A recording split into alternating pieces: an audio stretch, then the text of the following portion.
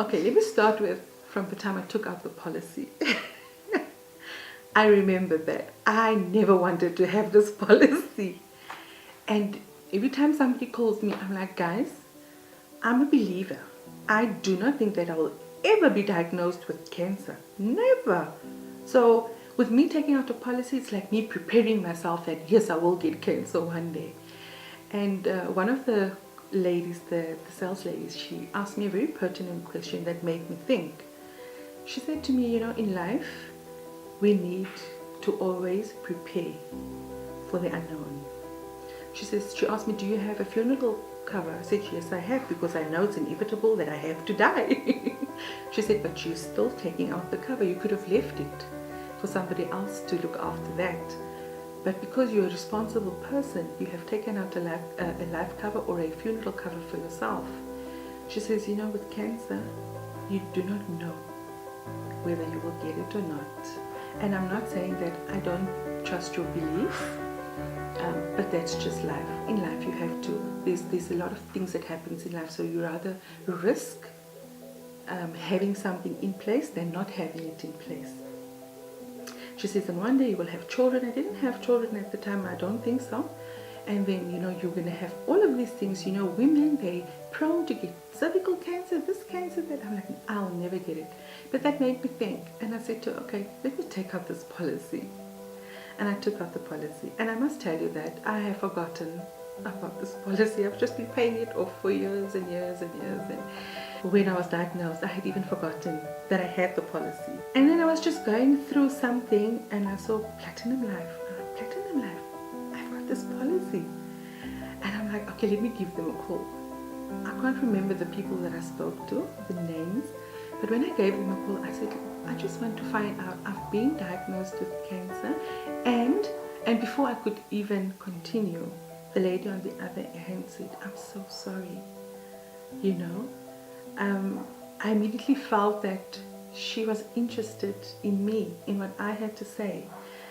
You know, she could have just kept quiet and listened, but that sympathy of just saying, I am so sorry, that meant so much to me, you know. And she checked for me and she said, yes, you do qualify. You need to submit 1 to 3 documents, and it will send it to an assessor or an assessment for an assessment, and then if you qualify, you will receive your payout.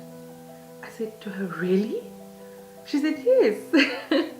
And she was just so sweet. And then she said to me, okay, this is what you need to do. I'll send you the forms. And within minutes, the forms was in my email, and I was able to go through it, and I submitted the documents.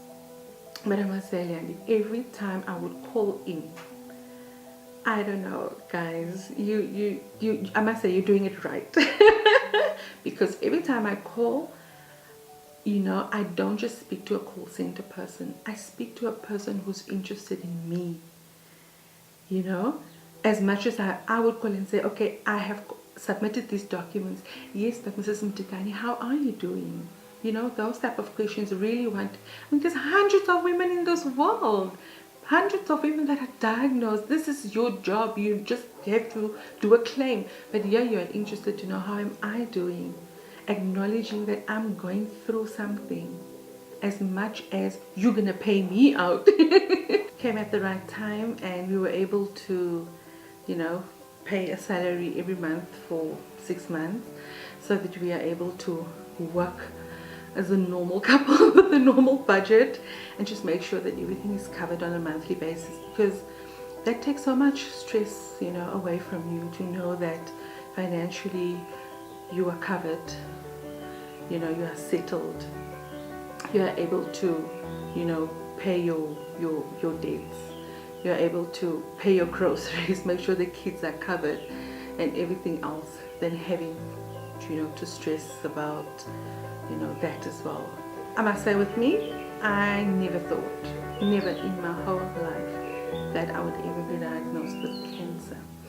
But it is here, you know, as my husband said, we didn't invite the storm, but we have to go through it. I've seen people who've been diagnosed with cancer on this journey of mine, and I've seen how negative they are about it, you know, complaining about the pain, the diagnosis, the medicine, everything else.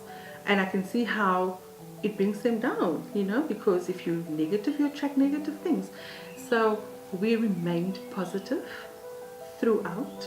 It's really been a journey where I could just reflect and say, you know, I have discovered an inner strength that I know can only come from God, because the realization that there's someone whispering in your head that you are going to die, you're going to die. You just have to fight and fight and fight it away, you know. And so you need to have a tenacity, you need to be resilient, you need to have the willpower to say that, you know what, I will get through this.